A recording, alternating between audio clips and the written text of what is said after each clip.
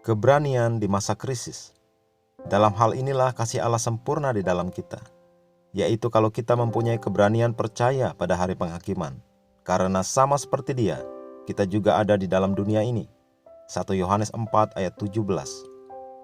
Beberapa tahun yang lalu, seorang saudara Kristen diculik oleh pengikut setan. Ketika mereka tiba di kuil penculik, ia melihat tengkorak beberapa orang yang telah dipenggal. Dan sesaat setelah ketibaan mereka, petugas ritual memanggil tawanan terakhir mereka satu demi satu ke tempat pembantaian. Tiba-tiba ia mulai berbahasa roh. Ketika ia berbahasa roh, seorang petugas ritual datang untuk membungkamnya. Tetapi ia malah makin keras berbahasa roh. Sementara orang-orang lain dibungkus ketakutan, ia berbicara dengan bahasa roh. Segera setelah itu terjadi kerusuhan di antara petugas ritual dan mereka mengusirnya dari tengah-tengah mereka. Ia terbebas. Pengalaman saudara tersebut mengungkapkan apa yang terjadi ketika engkau penuh dengan roh. Engkau berani.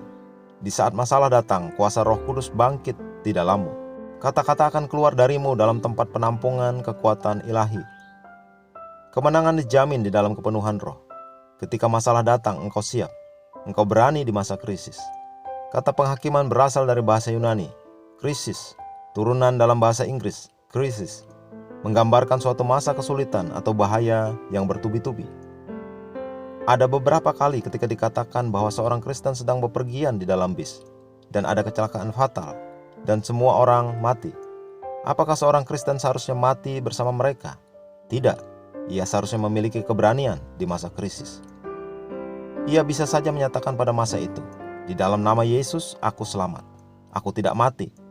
Dan mungkin ia tidak perlu mengatakan apapun, karena ia telah berdoa sebelum ia naik ke dalam bis. Alkitab tidak berkata, sehingga kita bisa berteriak di masa krisis. Tidak, dikatakan kita memiliki keberanian di masa krisis. Dengan keberanian dari roh, engkau akan menang, seperti apapun keadaan atau krisis. Haleluya. Mari kita mengucapkan pengakuan. Dengan keberanian dan iman yang tidak terbantahkan, aku berkuasa dalam hidup ini. Tidak masalah apa yang kuhadapi, aku menolak untuk khawatir atau takut. Aku menyatakan damai sejahtera dan ketenangan atas segala keadaan.